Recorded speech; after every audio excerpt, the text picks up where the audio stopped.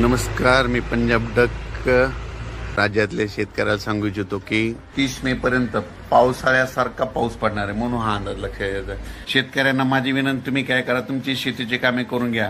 कांदा असेल तर काढून घ्या, पाऊस उघडण्याची वाट पाहू नका. हळद असेल तर तुम्ही हळदीचे शिजवून वाळू घालून झाकून ठेवण्याची तयारी ठेवा. त्याच्यानंतर ज्यांचा मूग चालू आहे, भुईमूग चालू आहे, बरेच शेतकऱ्याचे फोन येईल की भुईमूग काढायला थांबवतं. मी म्हणलं तुम्ही काढून घ्या, कारण की पाऊस काय उघडणार नाही. आणि याच्यामध्येच काय होणार आहे, हा पाऊस काय होणार आहे, 30 मे पर्यंत असा चालू राहणार आहे. दररोज दोन दिवस एक भागात मुक्काम करत.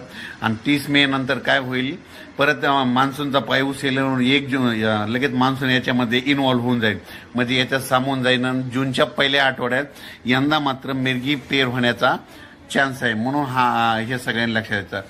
आणि राज्यातल्या शेतकऱ्याला सांगू इच्छितो की मान्सून पूर्व पाऊस चांगला कोसळणार आहे, म्हणून हा अंदाज लक्षात द्यायचा. सांगायचं झालं तर हा पाऊस बीड जिल्ह्यात खूप पडणार आहे. बीड जिल्ह्यातल्या शेतकऱ्यासाठी आनंदाची बातमी.